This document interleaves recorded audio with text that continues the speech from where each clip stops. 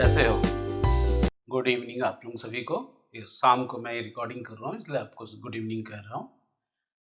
आप लोगों ने इसके पहले मेरा इलेक्ट्रिकल फ्लक्स वाला लेसन को लेक्चर को आप लोगों ने बहुत अच्छे ढंग से देखा और सराहा और मैं समझता हूँ कि आपको सभी चीज़ याद होगा। अब हम लोग इसके बाद वाला जो पोर्शन पढ़ रहे हैं, याद रखिए गॉसेस का नियम सबसे इम्पॉर्टेंट है।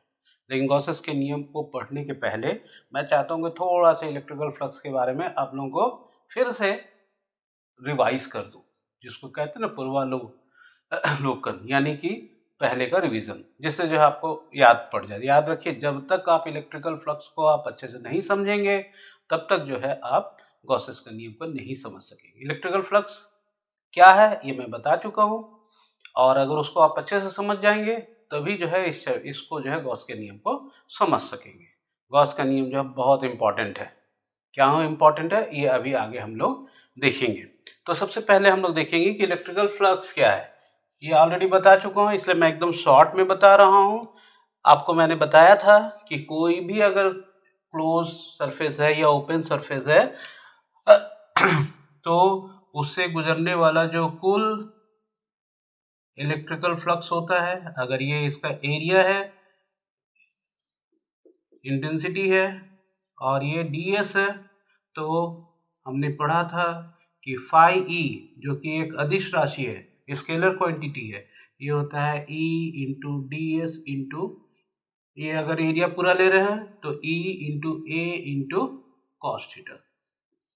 इसको हम phi equals to E dot A भी लिखते हैं। ये आप लोगों ने पढ़ा है, बहुत सरल सा ये था। मैंने इसको कई सारे उदाहरणों से जो है आपको मैंने एक्सप्लेन किया था। जैसे मैंने आपको बताया था कि अगर ऐसा एक स्फीयर है, सॉरी घन है, तो इससे गुजरने वाला कुल इलेक्ट्रिकल फ्लक्स कितना होगा ये मैंने तुम लोग को बताया था। कभी भी मैंने ये भी बताया था कि अगर कोई क्लोज स्फीयर है, कोई बंद सतह है, तो उससे और अगर विद्युतीय क्षेत्र स्थिर है तो उससे कुल गुजरने वाला विद्युतीय फ्लक्स सब समय जीरो रहता है। ये हम देख भी सकते हैं कि कैसे जो है विद्युतीय फ्लक्स जो है जीरो होगा। ये जब हम न्यूमेरिकल सॉल्व करेंगे तो मैं आपको इसको भी बताऊंगा कि कैसे जो है न्यूमेरिक जीरो होगा और कब जीरो नहीं होगा। कई बार जीरो नहीं भी होता है, क्लोज सरफेस में जरूरी नहीं होता है कि सब समय जीरो हो। कई बार आप देखोगे कि जीरो नहीं भी होता है, तो कब जीरो होगा कब नहीं होगा, जब इसके ऊपर न्यूमेरिकल सॉल्व करेंगे तो उस समय हम लोग इसको अच्छे ढंग से देखेंगे। लेकिन उसके पहले जो है मैं आपको यहाँ पे जो गॉस का नियम पढ़े हो, किसी बंद पृष्ठ से गुजरने वाला संपूर्ण विद्युतीय फ्लक्स उस पृष्ठ के अंदर उपस्थित कुल आवेश का 1/एप्सिलॉन गुना होता है। The total electrical flux passing through a close surface is 1/एप्सिलॉन time the charge inside it. ये जो है हम लोगों ने गॉसेस का नियम को स्टेटमेंट है, याद रखिए। गॉसेस जो है 1777 में हुए थे और 1800 कितने में एक्सपायर किए, तो उसी बीच में 1800 के आसपास की ईस्वी में ये जो है नियम जो है दिया था। और ये विद्युतीय क्षेत्र की तीव्रता ज्ञात करने के लिए बहुत ज़्यादा उपयोगी होता है, लेकिन इसका जो सबसे महत्वपूर्ण उपयोग है वो है phi equals to Q upon epsilon, ये जो विद्युतीय फ्लक्स निकालने के लिए। मैं इसका एक छोटे से उदाहरण से आपको समझाना चाहूँगा विद्युतीय फ्लक्स निकालने के लिए, और एक क्वेश्चन मैं आपको दे रहा हूँ और इसी के द्वारा आपको आप ये भी मान के चलिए कि गॉस के नियम का इंट्रोडक्शन भी है कि कैसे जो है गॉस का। मान लिया जाए यहाँ पे एक स्फीयर है, गोला है, जिसकी त्रिज्या आर है, स्मॉल आर है, कैपिटल आर ले लो, जो लेना है ले लो, कोई दिक्कत नहीं, आर ले लो, ठीक है। अब इसके केंद्र पे क्यू आवेश है।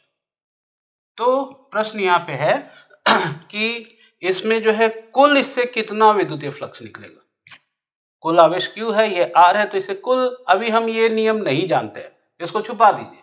हमने क्या पढ़ा कि phi E equals to E into A into cos theta, जहां ई विद्युतीय क्षेत्र की तीव्रता है, ए क्षेत्रफल है, कॉस थीटा जो है विद्युतीय क्षेत्र के क्षेत्रफल सदिश, याद रखो क्षेत्रफल नहीं है, ये क्षेत्रफल सदिश और तीव्रता के बीच की दूरी है, ठीक है।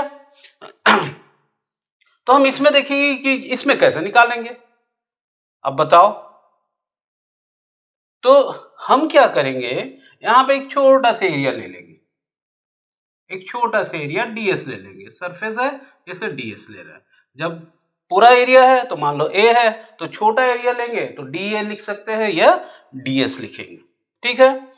अब तीव्रता कौन सी दिशा होगी इसके, तुमको पता होगा कि क्षेत्रफल सदिश ई ds इधर है और तीव्रता भी किधर काम करेगा, बाहर की तरफ, सब समय लंबवत होता है, पृष्ठ के तीव्रता लंबवत होती है, इसलिए जो है ये भी बाहर की तरफ कार्य करेगा। अगर यहाँ से लेंगे तो यहाँ पे भी क्या होगा, लंबवत बाहर की तरफ कार्य करेगा। इधर भी है, मैं पहले बता चुका हूँ, तो लंबवत किधर कार्य करेगा, बाहर की तरफ कार्य करेगा। तो यहाँ पे हमने एक छोटा सा एरिया लिया, तो जब यहाँ पे छोटा सा एरिया लेंगे तो जो फ्लक्स होगा, इस छोटे से एरिया से निकलने वाला फ्लक्स कितना होगा, तो फ्लक्स क्या हो जाएगा, वो भी छोटा से हो जाएगा। तो छोटा से कितना होगा, कितना, तो अल्प जब लेते हैं तो उसको लेते हैं डी फाई, ये बराबर ई into D S into cos theta. जो फ्लक्स हम देखिए, फ्लक्स हम निकाल रहे हैं। अब हम क्या करेंगे, इसको छोटे छोटे जितने भी भाग हैं सबको जोड़ देंगे। इधर भी जो है मान लिया जाए एक छोटा सा एरिया है, इधर भी छोटा सा एरिया है, सबको जोड़ते जाएंगे तो कुल फ्लक्स निकल जाएगा कि नहीं। जितने भी छोटे एरिया है सभी को जोड़ दिए तो ये टोटल फ्लक्स निकल जाएगा। तो यहाँ भी हम वही करेंगे। तो ऐसे जो छोटे एरिया को जो हम जोड़ते हैं उसको क्या कहते हैं, अरे भाई उसी को तो इंटीग्रेशन कहते हैं, उसी को तो समाकलन करते हैं। सम आकलन मतलब जोड़ना, तो इसको हम समाकलन करेंगे डी फाई, इसको भी समाकलन करेंगे ds cos थीटा, और इसको यहाँ पे एक गोला बना दो। गोला जो है कोई शादी का रिंग नहीं है, याद रखना, ये सरफेस इंटीग्रल का चिन्ह है कि सरफेस इंटीग्रेशन यहाँ पे करना है। अब चूंकि ds भी इसी दिशा में है, सब भाग से जरूरी नहीं है कि सब जगह ऐसा हो, यहाँ पे जो है ds भी इसी दिशा में है, e भी इसी दिशा में है, तो हमको क्या हो जाएगा कि थीटा बराबर 0 डिग्री। अगर थीटा 0 डिग्री हो जाएगा तो मैंने तुम लोगों को पहले ही बताया हूं कि कहीं पे dx है तो इसका वैल्यू आता है x, तो यहाँ पे d फाई है तो इसका वैल्यू हो जाएगा फाई, ये बराबर हो जाएगा e कांस्टेंट है तो e बाहर निकाल लो और ये हो जाएगा ds। समझ में आ गया। अब q आवेश के कारण इस बिंदु पे तीव्रता कितनी होगी, तो पहले हम जान चुके हैं कि E बराबर होता है 1/4 pi epsilon 0 Q upon R square. यहाँ पे हम K नहीं ले रहे हैं क्योंकि ये पूरा नियम एयर के लिए है, एयर या निर्वात के लिए। तो E का वैल्यू रख दो, और ये चूंकि गोला है, स्फीयर है, और स्फीयर के छोटे छोटे जितने भी ऐसे भाग हो रहे हैं यहाँ पे सभी को मिलाते जाओगे, पूरा गोले का ऐसा जो गोला है इसका इधर इधर इधर सबको मिलाते जाओगे तो क्या हो जाएगा, गोले का पृष्ठतल हो जाएगा कि नहीं। तो गोले का पृष्ठतल कितना होता है, मैं पहले ही बताया था कि सरफेस इंटीग्रल का मतलब उसका क्षेत्रफल लेते हैं।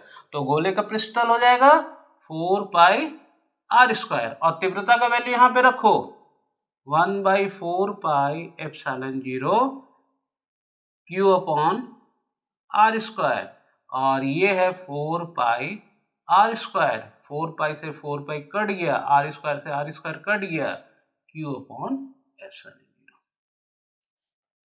देखिए पाई का मान जो है याद रखो, ये जो है फॉर्मूला है गणित से आ रहा है। ये फॉर्मूला कहां से आ रहा है, गणित से आ रहा है, मैथ से आ रहा है। और ये जो फॉर्मूला जो है ये हमारे गॉस चाचा ने दिया है, phi equals to Q upon epsilon 0। याद रखना, बहुत इंपॉर्टेंट है। इलेक्ट्रोस्टैटिक्स कहीं भी पढ़ोगे, एमएससी में पढ़ोगे, तो तुमको ये गॉस चाचा का जो नियम है phi equals to Q upon epsilon 0, इसको मत भूलना। तो अब इस नियम से के द्वारा जो है हमने निकाला कि इसमें कुल विद्युतीय फ्लक्स कितना है। इसी बात को जो हमने गणित से प्रूफ करके निकाला, इसी बात को गॉस प्रमेय में बोलता है कि ये सब कोई झमेला करने की जरूरत नहीं, इतना सारा जो है हम लोग जो पढ़ रहे हैं, इंटीग्रेशन कर रहे हैं, डिफरेंशिएशन कर रहे हैं, किसी चीज का कोई झमेला करने की जरूरत नहीं है। अगर किसी बंद पृष्ठ के अंदर अगर कोई बंद पृष्ठ है, कोई भी किसी भी शेप का बंद पृष्ठ है, उसके अंदर Q आवेश है, तो इसमें से कितना, गॉस के नियम से कितना निकलेगा, विद्युतीय फ्लक्स Q अपॉन, इसमें हम लोग कितना इंटीग्रेशन करते थे, डिफरेंशिएशन करते थे, क्या क्या गणितीय करते थे।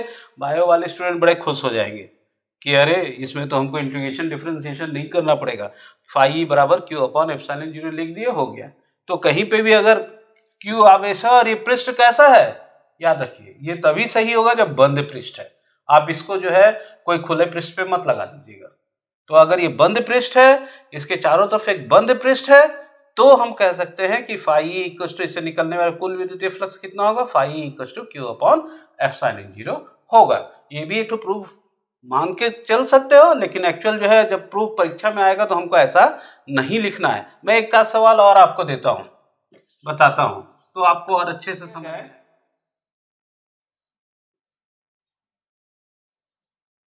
ऐसा एक घन है,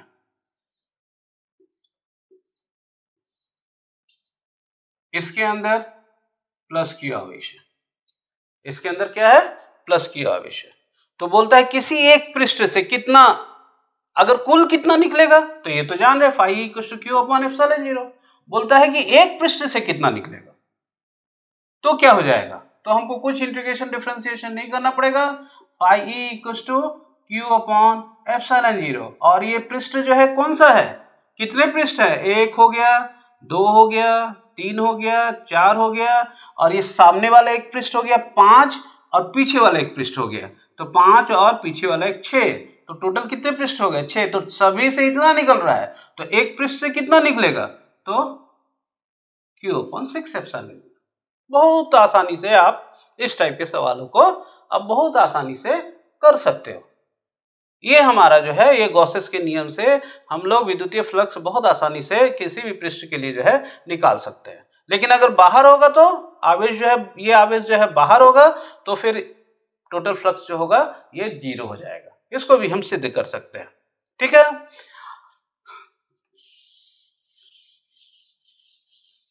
अब देखिए, गॉस के नियम में अगर हम किसी भी शेप का ले रहे हैं, और जैसे ये घन था, घन के जगह अगर ऐसा होगा, तो क्या इस पे निकलने वाला विद्युतीय फ्लक्स का मान बदल जाएगा? आप बोलोगे नहीं सर, ये तो अंदर जितना है उसी के ऊपर निर्भर करेगा, तो यहाँ पे भी Q अपॉन एप्सिलॉन 0 होगा। तो इसी के लिए हम कह सकते हैं दो चीजें, पहला जो है कुल विद्युत फ्लक्स बंद पृष्ठ के आकार पर निर्भर नहीं करता है।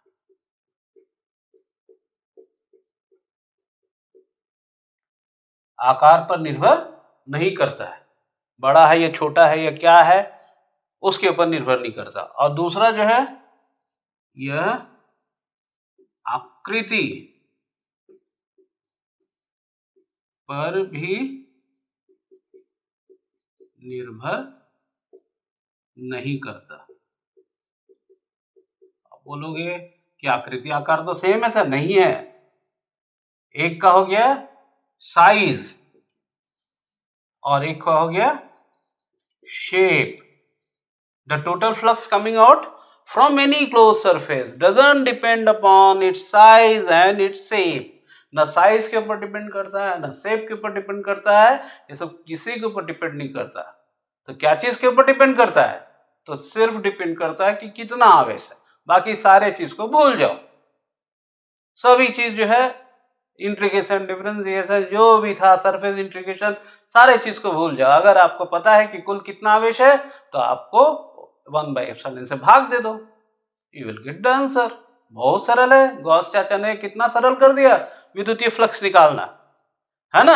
तो विद्युत फ्लक्स निकालने का ये एक बहुत ही इंपॉर्टेंट मेथड है, जिसके द्वारा जो है गॉस की सहायता से हम विद्युतीय फ्लक्स निकाल सकते हैं। और अगर हम विद्युतीय फ्लक्स निकाल सकते हैं तो फिर जैसा कि जान रहे हो फाई ई हम ये लिखते हैं, phi E equals to Q upon epsilon zero, और that is equals to E into D S into cos theta.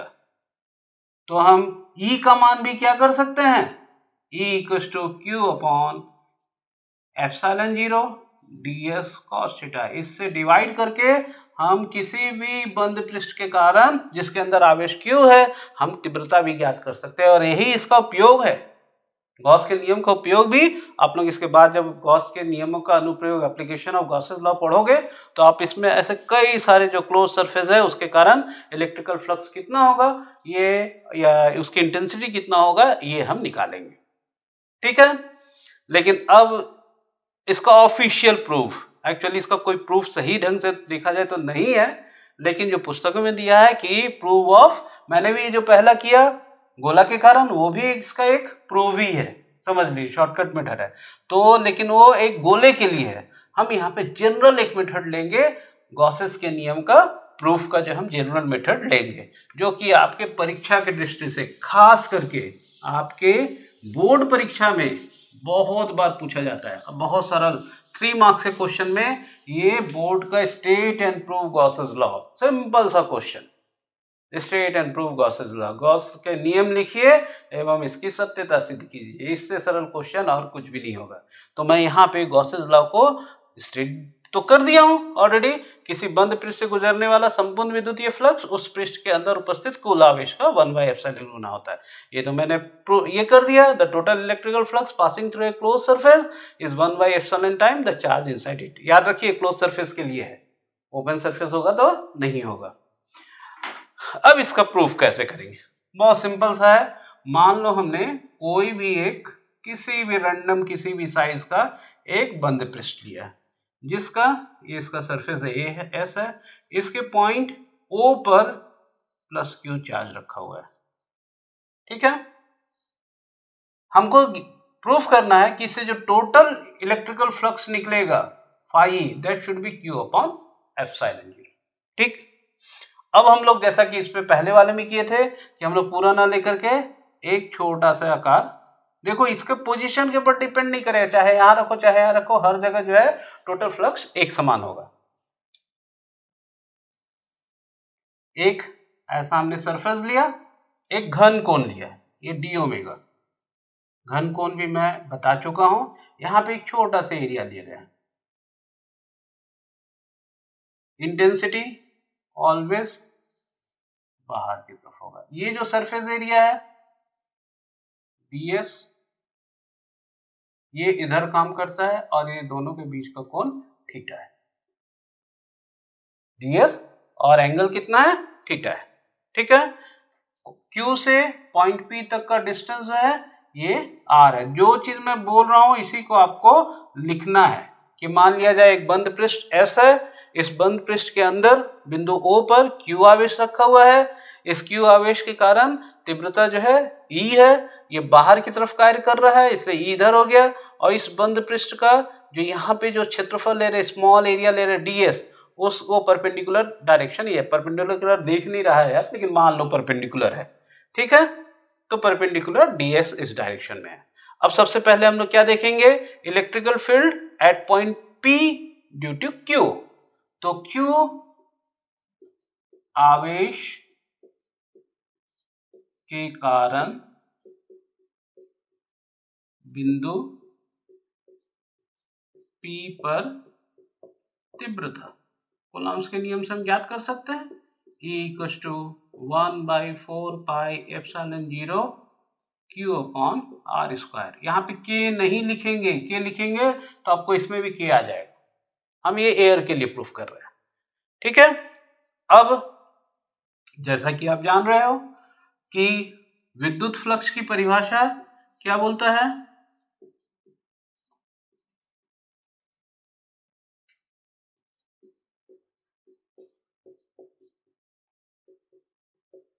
according to the definition of electrical flux d phi, यहाँ पे फाई नहीं लिखेंगे आप क्योंकि हम एक छोटे से एरिया के लिए ले रहे हैं, डीएस के लिए ले रहे हैं।